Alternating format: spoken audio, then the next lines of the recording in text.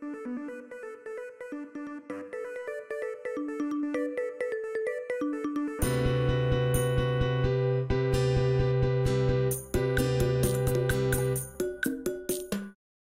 Will. Hey.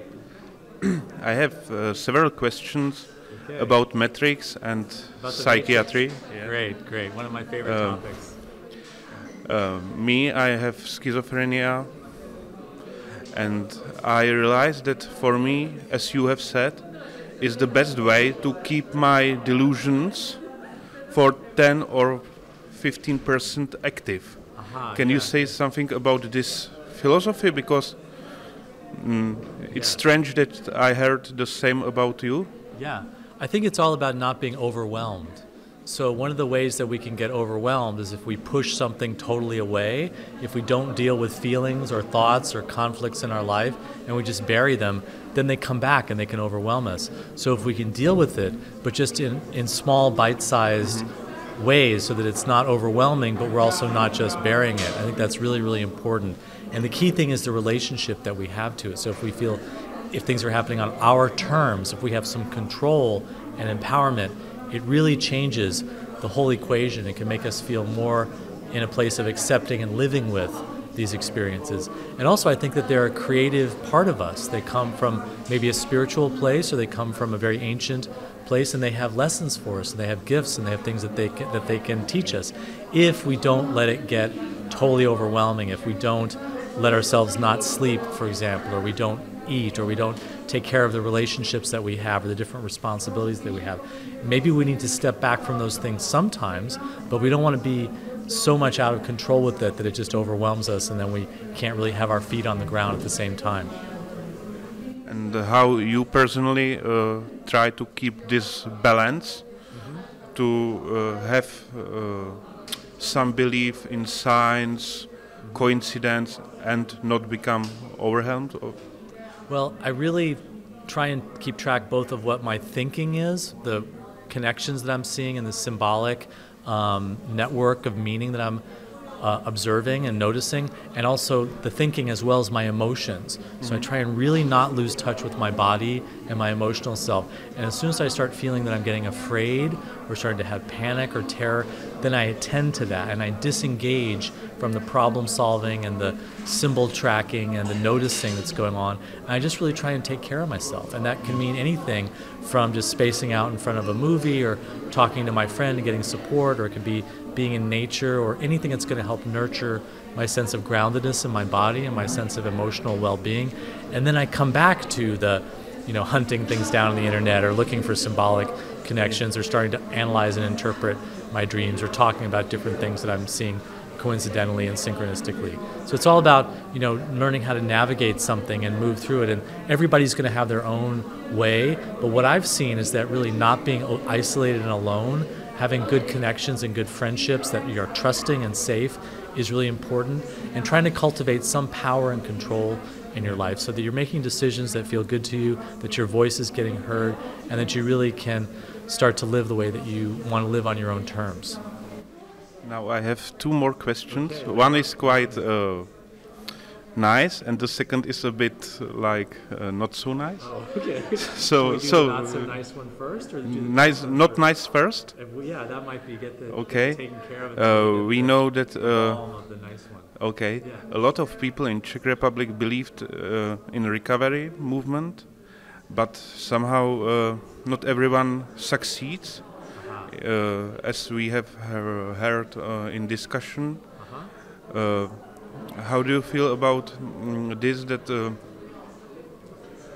for some people you may be something like a half one-eyed king in an amount of blind people, like showing them way, but some of them are lost on this track? Yeah. Well, I think first of all, it's really important that we recognize that when we're talking about madness, when we're talking about the things that get called psychosis, we're really at the heart of the mystery of what it is to be human. No one has a recipe, no one has an analysis or an interpretation or a solution. And we really need to respect that different people are going to have different paths, and sometimes people do get lost, or they do get overwhelmed, or they do, end up not finding their way forward. I feel that the situation around psychosis and extreme states and altered states of consciousness, it's really like the gay liberation movement. If you're surrounded by a society that's unsupportive and that is scared of you and that stigmatizes you and scapegoats you, then it's going to be really hard for you to find your own freedom and your liberation. And so I think a lot of the people who are struggling and haven't been able to find their way forward, it's because the society isn't giving them enough support, isn't giving them enough of a context that actually is going to make it possible for them to find their way. And so I think that we need to work individually with people, but we also need to work to change the society and make the society more of a proactive and supportive context that people can grow and learn from. And then I think we have to be creative. We have to try all kinds of different approaches and be humble as well, because we are dealing with a mystery that has been a big part of human society and human culture throughout being human began. And so it's not always true that people get initiated into being a shaman. It's not always true that people come back with gifts and they learn. Sometimes in all cultures and all societies historically, there have been people who die or who are just lost to madness or lost in the wilderness or overwhelmed. And we have to really, really humble ourselves before that mystery of what it is to be human and what it is to go mad. Yes, I believe that in our society, in Czech Republic, it's a bit more dangerous than in Lapland or something like this. You go, and if you can't rely on someone, well, it's difficult. And the second question. I just haven't thought about that. Which I think that in life we often see people that we wish we could help them, but for whatever reason we can't. And I'm not talking about mental health issues. I'm talking about people who get lost in a bad marriage, or they're in a bad career situation, or they seem to have just wasted their talents, or maybe they're caught up in an addiction, or they seem stuck in their lives. And this is really, really hard to see people who are suffering and to not know how to help them. But that's also part of the human condition. We can't always control or help or save other people, and we do the best that we can, and we try and create the best circumstances and possibilities, but ultimately, it's also up to that person to find their own way on some level. And now the last question. Okay. I remember we have some conversation, therapeutic via Skype. Uh-huh. I really remember it, yeah, maybe you not. Yeah. And I believe that you are Jungian psychoanalytic, and you believe in energies, and that's all these things in Czech Republic. The psychiatrists are saying that's dangerous for psychosis, like chakras dangerous for psychosis. How to say it? Yeah. Psychoanalysis also dangerous. Regressive therapy also dangerous. They want to stop the delusions completely, and then put the person without delusions into the so-called normal society. But then the people are mummified, and they have no energy because What do you think about this process particular? So this is the good question? Is this the good question you're going to ask me? Yeah.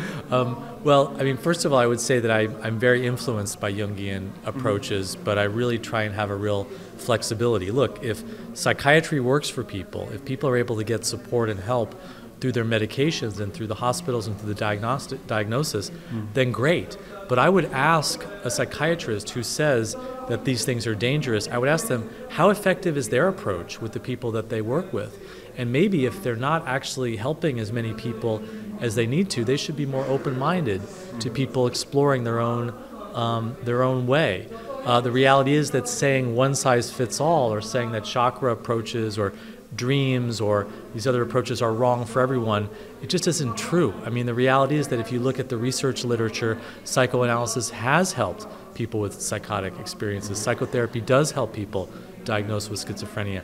Many, many people who have these diagnoses have been helped with spiritual views by chakras and this kind of approach, energy medicine. So it's absolutely wrong what they're saying, to just make it a strong, dogmatic, rigid thing that these are the wrong things to do. Now, I think that it really reflects their fear as a profession. Maybe they had a bad experience with one person doing this, and so then they assume everybody is going to have a bad experience. But I think that the profession of medicine in general is often very rigid, and it's often very fear-based, and it just sticks to its own dogma of what has been taught institutionally by the profession. And they have this whole institutional backup. They have all these other psychiatrists and doctors who are all thinking the same way, and it really becomes like a groupthink. It becomes like a conformist dogma of that institution.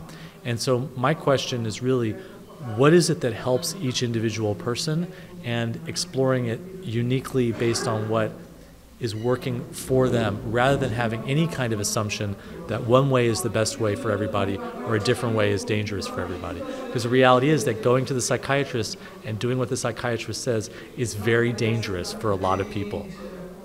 Yes, thank you.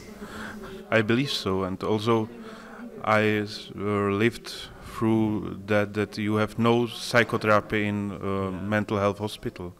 There's nothing like that. No, it's terrible. So, Will, thank you very much. I'm looking forward to your tomorrow workshop, and hope you will come back to Czech Republic again. It's a really great honor to be invited here. Wonderful people, wonderful place to teach, and a lot of interest and enthusiasm and openness. And so thank you very much for the invitation.